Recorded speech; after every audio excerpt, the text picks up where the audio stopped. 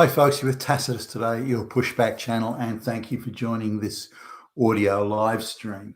A few people, quite a few people have commented, by the way, on where's the graphics, all the pictures and the all this sort of stuff on the videos. And I do remind everybody that this is an audio live stream, so there is no pictures. There's a reason I did this. There were some people helping me with the graphics, so I didn't have to sit down and spend hours upon hours, doing each video.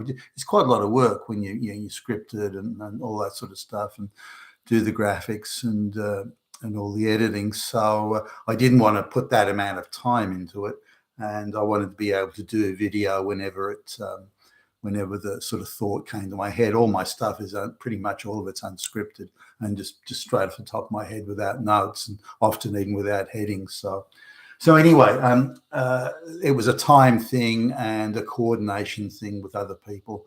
So this allows me now to do videos whenever I've got a spare 20 minutes or something like that. I can just jump straight on and do one, and that means I can produce videos. On most days, depending how busy I am. All right, in this essay, I'd like to talk about how and when the Western political class quite suddenly abandoned their fellow citizens and the rest of it, the voting public, the enfranchised voting public who vote these politicians into office, are fellow citizens, and these people who were meant to be citizen politicians, citizens representatives in the parliament and that sort of thing, they just sold us out. They abandoned us almost in unison as one. I mean, starting in America, but then it spread across the entire Western world with incredible swiftness. And I'm kind of trying to find, the time when it happened and why it happened. So the why, I guess, is important as anything. And now there's a politician in Britain called Andrew Bridgen, and he's asserted that in his view, at least, the British political class, particularly at the elite level, but the British political class has just been bought off. Whether they've been given juicy jobs or they're being looked after financially in the back room or under the table or behind the scenes or behind the curtains is all sort of, I guess, beside the point. But it means that our political class is ever ready. In fact, they're gagging to sell out their fellow citizens and the voters, sell us out to the globalists. Same in Australia, by the way, sell us out to the globalists. And are getting somehow rewarded for it. Now, if there's nothing in it for you, why would you do it? You've been elected by the people. The people's taxes are paying your salary. Why would you sell the people out if there's nothing in it for you? So there has to be a lot in it for these people. Now, I remember sort of, times in business I've come across folks, especially when I was a young guy, when these older sort of semi-paternal, almost avuncular type bosses that I had would say, "Hey, young Billy Bob, let me tell you how the world really works," and they wax lyrical about things. But I heard this sort of something like this from a number of places. Look, if you want, Billy Bob, as you rise through the ranks, you're going to want loyalty. You're going to want loyal people that question nothing and doing exactly as they're told. Now, there's a certain way of getting that. And I'm thinking of one guy now and picture him telling me where he was saying, look, if you hire capable people who are capable in their own right, they're self-starters, they're bright, they're well-educated, they're hardworking, they're going to make a success of whatever they do, on balance of probability. So you can't offer them much. If you give them a well-paying, prestigious job, because they're hardworking, they're bright, they're credentialed, they kind of deserve that sort of job anyway, so they're not going to appreciate it as a piece of patronage. What you got to do, young Billy Bob, says this guy, is you've got to hire people who are too fucking stupid to even tie their shoelace. They'd get lost walking around the block. You need to hire fucking plausible looking morons. When you put them in a nice suit, they look the part and everything, but you got to hire morons, because they will appreciate, the only job they're ever going to get is sweeping the streets or something like that, or working at some shit job in retail. So what you need, if you give those people a good job on a good salary, many times what they're capable of earning in the real world, then you've got their absolute loyalty, because they know if they displease you in any way, they're out. They know that you are the only difference between the good lifestyle they have, and the minute your patron is withdrawn, they're back to being nothing. They're just a bum on the street. So that's how you get loyalty: hiring stupid people and paying them far more than they're worth. I'm summarising a little bit there, but that was the other. So another guy came along, again, some guy like twice my age plus, and this is when I'm like in my early 20s type thing, and he gives me the avuncular speech where he says, only hire people who you can hold something over them, like that they're pedophiles, or they're this, or they're ex-criminals, or something. Yes, something you can hold over them, and they know that you can either expose them or discredit them in some way. But he says, as long as you can hold things over people, then you've got their loyalty, because they're just too frightened to go against you or disagree with you, or so that's so those were the two methods. Now those things have been going on throughout history and so on. So they were hardly sort of. I was surprised that these guys would confide in me, their approach to controlling people, or you hire young rough diamonds who you see something in them that others may not see. And I assume that I fell into that category given my youth at the time. But his you never hire people who are capable of doing the job that you put them in, was both of these guys. And I heard it in varying degrees and variations of that theme elsewhere. So if the globalists are going to control the political class in the West, they've been using those sorts of methodologies and that sort of approach. Now, let's come to the time when the sellout to the globalists was noticeable. So we're talking particularly the sort of the early 1990s. It's sort of happening before, but subdued in slow motion. It was really confined to gender conflict at the time. There was no mass migration. The race card was being played to anywhere near the extent it is today, even in spite of the civil rights sort of carry on in the United States in the late 1950s into the 1960s. The civil rights thing was to quote Martin Luther King, that it's the content of your character rather than the color of your skin. So the idea wasn't about the racism, that it was that people were being treated.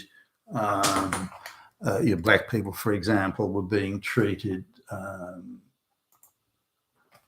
badly or denied basic civil rights simply because of the colour of their skin. No, I don't buy that argument, by the way. I think most of it was behavioural. I don't think black people were being denied anything purely on them being black. I mean, there must be some instances that could be found, but I think it was the behavioural difference between the blacks and the whites was so great that levels of literacy and all sorts of things would have fed into that. But coming back to Martin Luther King's point about content of character rather than colour of skin, I know a few could disagree with that. And so I think the racism debate had focused more along those lines, that if we all behave the same way and believe in the same things, it really doesn't matter what the colour of your skin is. And I do happen to believe in that, by the way. So, but the racism thing today, of course, has changed. It's a blunt instrument to beat white people over the head with and nothing more. I mean, it's just a propaganda scam. Now, so the political class selling us out across the West, again, happening, they moved almost as one to do it. So it's clearly not a random thing or organic, far from it. But there are organic elements to it. Just look at and this comes back to cost of living, which I think is central to understanding this whole thing of the political class selling us out. The politicians' pay in the West has never been massive. Like if you look at even the president of the United States, their salary off the top of my head, I think it's about $500,000 a year. But they get free accommodation, free transport, free food, free medical care, and free everything else. So that they can kind of almost bank the whole thing there. But nonetheless, it's not huge money. If they want to live a top 1% lifestyle, that's not enough money to do it. So they need more than that. Now, I'd say a standard politician's wage, just say an ordinary, congressman in the United States or anywhere around the Western world, the salary or the wage they get paid is pretty consistently about 2.5 times the average wage. I mean, give or take, you can play percentages on the side here, but that's about how it is. And that holds pretty consistently around the Western world. Now, you could argue, there are some cases like, well, it's 2.5. Well, in this country, it's 2.8 times, but it's around that. Say if you want to take a broad brush on it, between 2.5 and 3 times the average wage. Now, the cost of living, especially things like real estate and schooling and energy and transport and all that sort of stuff. The cost of living is on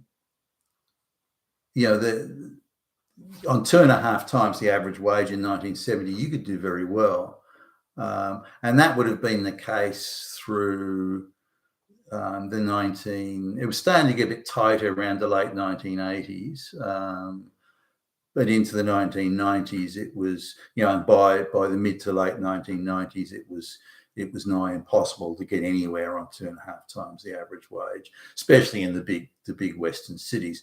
The cost of real estate and other costs of living had just blown out, while salaries hadn't anywhere near kept pace.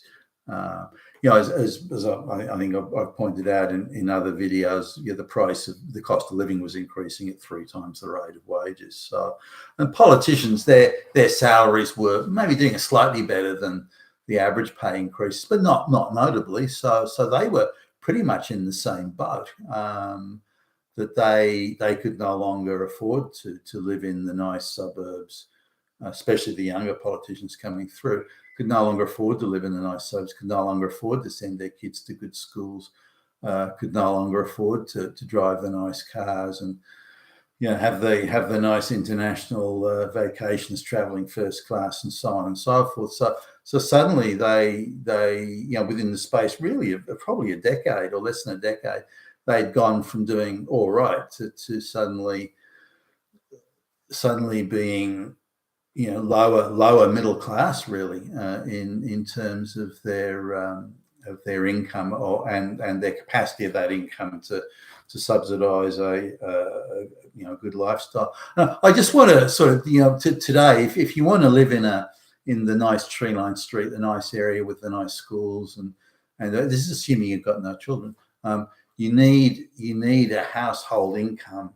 This is a net cash dollars in the door. This is after tax, after Social Security, after all your mandatory government mandated outgoings.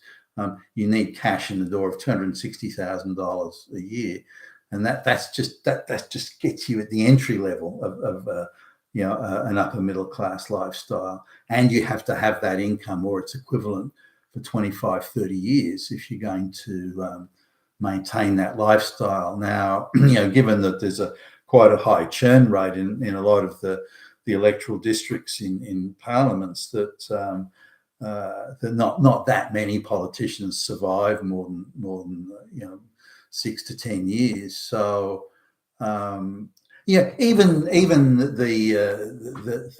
senior politicians like prime ministers and presidents, they don't make enough to live that. They don't get paid enough to live that sort of lifestyle. That's how expensive it is now to live in a big city, that even the prime ministers and presidents if it's to be from their own income, that they don't make enough money to be able to live that sort of lifestyle as in that those upper middle class areas. Now, if you want to live sort of in the like the water views and the boat on the harbour, and then you're going to need well over 350,000 cash income in the door. If you have, say, a couple of kids going to good quality private schools, then again you're going to need 350, if not $400,000 cash in the door each year. Now, just as a household income thing, when you're looking at incomes like that, and even adjusting for, say, exchange rate variations between the US dollar and the Australian dollar or the British pound or whatever, when you're looking at those, it's still going to be 1 in every 400 or 500 people's making that money. 1 in every, say, 320 households is making it sort of money. That's how rare it is. Less than a third of 1% of income earners or workers is making. So just to sort of give you the, in Australia, that's we're talking a few thousand households. So that's how narrow it is. So when the political class look at their salaries, even if they're getting things like they're getting another $20,000 or $30,000 a year for serving on this and that committee and so on, it's still nowhere near what's needed to live that sort of lifestyle, which is a lifestyle they all want to live and deem that they should live. And it's, by the way, a lifestyle they could easily have lived in 40, 50 years ago, a politician serving, but now they can't. So the cost of living pressure is substantial. Politically, it's not sustainable for them to double or triple their salaries. Or triple they'd need if they're going to play in that league, and then have super generous pension entitlements thereafter and these sorts of things. So really, their income has to come from other sources. Their wealth. The funds to subsidise that upper middle class lifestyle have to come from outside of the political process. Now, they're not all going to be able to write. Only the politicians that are most in the public eye over a sustained period can write books and get huge advances for the book writing and so on. And even then, that's say a prominent politician in Australia who's allegedly got $1 million advance on writing a book or their memoirs, whatever it was, biography and so on. But even that's chump change now in the big cities if you want to live that upper middle class lifestyle. So really the politicians were ripe for the picking. They were reduced to living with the hoi polloi. They were their status as citizen representatives was really really sort of being brought home there is really clear and quite stark. But if they wanted to again have the water views in the upper middle class area and be away from the hoi polloi, then they had to have more income. And it was at that time when the standard of living that they wanted or had hitherto been able to afford, when it was completely out of reach, it was at that time that in my view at least, they all as one sold out their fellow citizens and threw in their lot with the globalists. And coming back to Andrew Bridgen's comment, that UK politician, my view is that they were given all sorts of largesse and patronage through from the globalist cabal. And so how was that done? It could have been something as vulgar as shopping bags full of cash money or something like that. And you see that, say the Chinese and the Indians who've got a very it's very deeply embedded in their culture, corruption and payments and bakshish and kickbacks, and that's very much that's just how they do business. It's not like an aberration or something that's a bit stranger on the nose. It's just how they do business. So whereas they'd be crass enough to to bring over bundles of cash money, or maybe the big drug cartels or something. But otherwise, the big financial institutions, they are unlikely to do anything quite so vulgar as that. And there's something rather tatty about it that one imagines is just lacking in the sort of finesse that they would fancy themselves complete masters of. So they would do, and this is, I've seen this, is that so the politician, so there's a special unit in the the big financial institutions that looks after the politicians, and they would go to politician X and who they is in an influential position to affect legislation, or they believe will be, or that they can buy and own today because the person's going to be useful tomorrow, and so on. So these and I've no doubt that they put candidates in their own candidates, their own preferred candidates. Because I'm surprised at the amount of politicians that are so fucking dumb. I mean, these are people that couldn't develop policy. Well, they can't do anything. They're stupid. They're fucking, they're checkout chicks in some regional real estate, some regional retail shop, or they're the sort of people that end up, being in the receptionists in medical centres and that sort of thing. So anyway, these are the we're talking very low quality sort of people here who are being shoehorned into Parliament just as placeholders and being rewarded for not asking too many questions or making trouble. So they get offered. The financial institutions come along and say, hey, we've got a property over there at such and such, and it's at a good price. So the politician will be able to buy this property at 50% less than it's really worth. Maybe it needs a bit of renovation. The politician gets a very favourable loan under favourable conditions, interest only, something like that, and at an incredibly low interest rate. They renovate the property, or again, the financial institution will get the property renovated for them. Again, the loan will all be taken care of. It'll be quite seamless. And then they'll sit on it for a year or something like that, and then a Chinese investor we brought in who pays double what the market price is, triple what the market price is. So that politician suddenly has pocketed, if it's a basic sort of property, they've profited something to the tune of $2.5-3 million on that transaction. And maybe they owe a bit of tax on it or something, but I'm sure that'll be taken care of as well. And suddenly they've got $3 million in the bank, and again, this is someone who never could have made that sort of money under their own steam or their own auspices. Never could have made that money under parliamentary salary. And this is why you get politicians that start in Parliament with almost zip dollars and end up a few years later being worth 20-30 million. And then there's another property done and so on. So these people are now living a waterfront lifestyle. The kids are going to fantastic schools. They've got the boat in the harbour there. They've the shopping trips to Paris, and it's all laid on. So they're doing very well for themselves. But it's all been orchestrated and engineered. I mean, they might as well just have been given a ton of money, cash money, being brought over in a bag or something. But that's how they get the money and how they buy the loyalty. There's other ways too. I'm thinking of one politician now. He had two children, and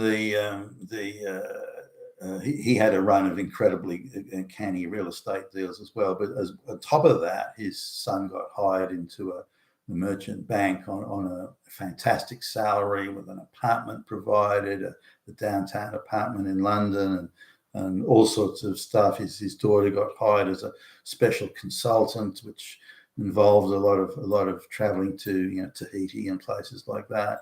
Again, on big bucks and so on. So that's another way to look after the children. Or another guy, his dumbass son who couldn't add two and two, was suddenly declared a Rhodes Scholar and given a special scholarship to go to Oxford, and very prestigious, and it was all paid for, and so on. And magically, the son just happened to be able to access a luxury apartment that was owned by a friend that didn't need any rent paid, and and on it goes. So there's all these sorts of so you get very ordinary, very basic people who are nobodies.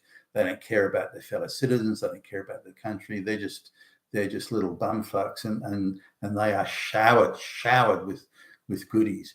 I listened to the speeches made by and the interviews by leading politicians, not only here but in the US and Britain. Think what an ordinary fucking bunch you are, and yet they're being richly rewarded for selling out their fellow citizens. So I think it was a cost of living thing at the time, when the cost of living sort of, if you like, broke the capacity of the parliamentary salaries to give these people a decent middle class lifestyle. At that, they just fell at the feet of the globalists and said, "Hey, we can fix this for you. All you have to do is sell out your fellow citizens," and they were gagging to do it.